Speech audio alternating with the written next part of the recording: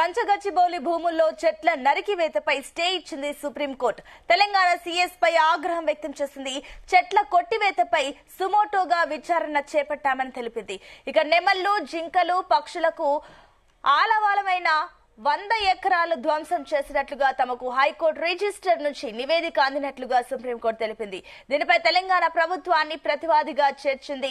చట్టాన్ని తెలంగాణ ప్రభుత్వం తమ చేతుల్లోకి తీసుకోవడం సరికాదంది. ఇక అన్ని పనులు వెంటనే నిలిపివేయాలని సూచించింది. ఇది చాలా సీరియస్ మ్యాటర్ అని తెలిపింది. అటవీ ప్రాంతంలో చెట్లు తొలగించేందుకు పర్యావరణ ఫారెస్ట్ అనుమతులు తీసుకున్నారా అనే దానిపై అఫిడవిట్ దాఖలు చేయాలంది. ఇక 16 లోగా నివేదిక అందించాలని, ఈ విషయంలో ప్రభుత్వ సీఎస్ బాధ్యత తీసుకోవాలని సూచించింది.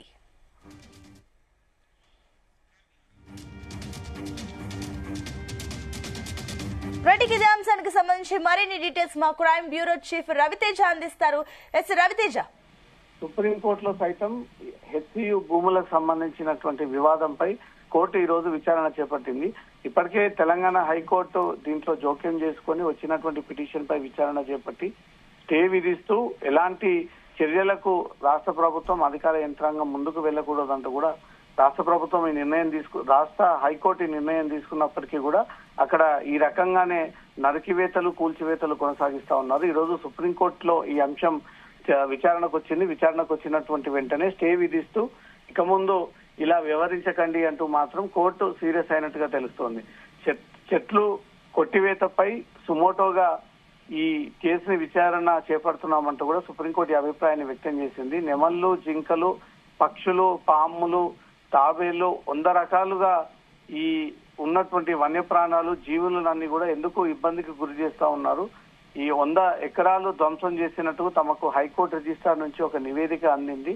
హైకోర్టు రిజిస్ట్రార్ ని ఈ రోజు 3:30 లోపు అక్కడ రివ్యూ చేసి అక్కడ ఏం జరుగుతుంది ఆ నివేదిక అంతా కూడా సమర్పించాలంటూ కూడా హైకోర్టు రిజిస్ట్రార్ కి సుప్రీంకోర్టు ఆదేశాలు జారీ చేయడము, సుప్రీంకోర్టుకి ఆ మధ్యంతర నివేదిక అందజేయడంతో దాంట్లో 100 ఎకరాల వరకు ఇప్పటికే ధ్వంసం చేశారు అన్నట్టుగా కూడా హైకోర్టు రిజిస్ట్రార్ కి ఈ నివేదిక అందించినట్లుగా కూడా సుప్రీంకోర్టు తెలిపింది.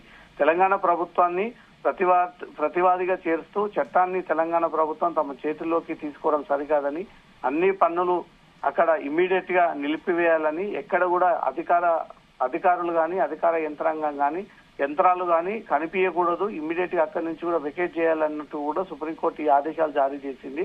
ఈ మ్యాటర్ సీరియస్ అవుతూ తిరిగి అటవీ ప్రాంతంలో చెట్లు తొలగించేందుకు పర్యావరణ ఫారెస్ట్ అనుమతులు తీసుకున్నారా అనే దానిపై కూడా అఫిడవిట్ దాఖలు చేయాల్సి ఉంటుంది. 16 లోగా నివేదిక అందించాలి. ఈ విషయంలో ప్రభుత్వం సీఎస్ బాధ్యత తీసుకోవాలంటూ కూడా సుప్రీంకోర్టు ఆదేశించినట్టుగా తెలుస్తుంది. నెల రోజుల్లో నిపుణుల కమిటీ ఏర్పాటు చేయాలని సీఎస్ కి సూచించి 6 నెలల్లో నిపుణుల కమిటీ రిపోర్ట్ అందించాలంటూ కూడా సుప్రీంకోర్టు ఈ ఆదేశాలు జారీ చేసింది. ఇప్పటికే రాష్ట్ర వ్యాప్తంగా అట్టుడికిస్తా ఉంది ఈ అంశం.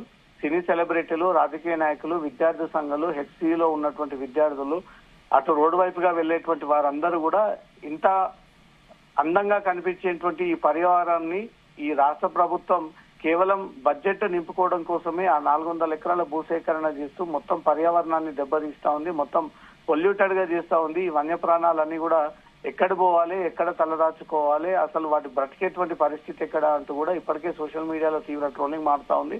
కాంగ్రెస్ ప్రభుత్వానికి వ్యతిరేకంగా కూడా 2-3 రోజుల నుంచి తీవ్ర విమర్శ. వీటన్నిటిని దృష్టిలో పెట్టుకుని సుప్రీంకోర్టు సుమోటోగా ఈ కేసుని విచారణ చేపట్టి విచారణ సందర్భంగా హైకోర్టు నుంచి రిజిస్ట్రార్ సమర్పించినటువంటి మధ్యంతర నివేదికను పరిశీలించిన తర్వాత ఈ 3 రోజుల్లో సుమారు 100 ఎకరాలకు పైగా ఈ భూమిని చెదురు చేసి చెట్లనన్నీ కూడా నరికేశారు.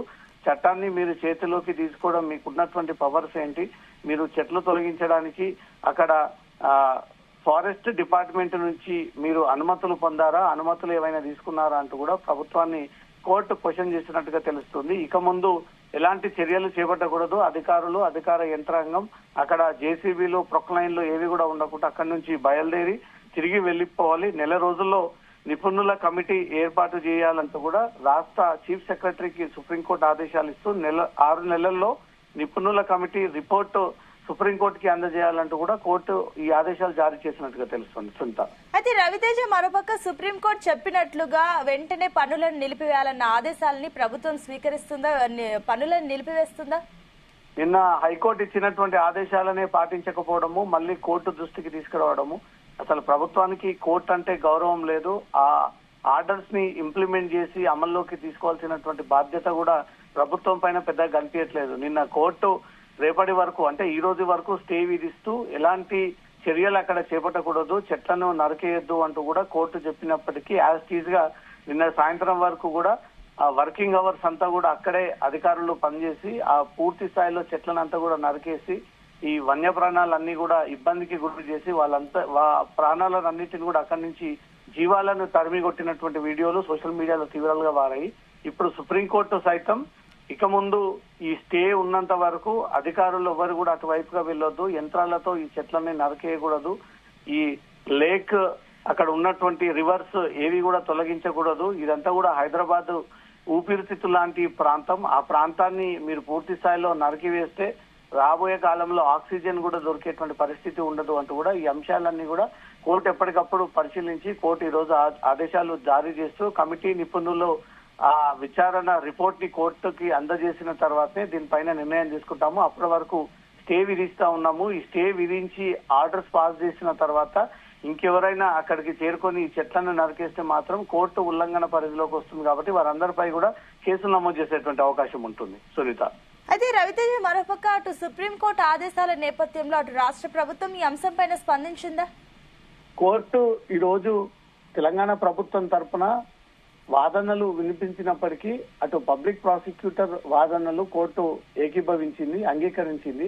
వాస్తవానికి హైకోర్టు రిజిస్ట్రార్ నుంచి వచ్చినటువంటి మధ్యంతర నివేదికను కళ్లకు కట్టినట్టుగా విత్ ఆధారాలు ఎవిడెన్స్ తో సహా కోర్టు పరిశీలించింది.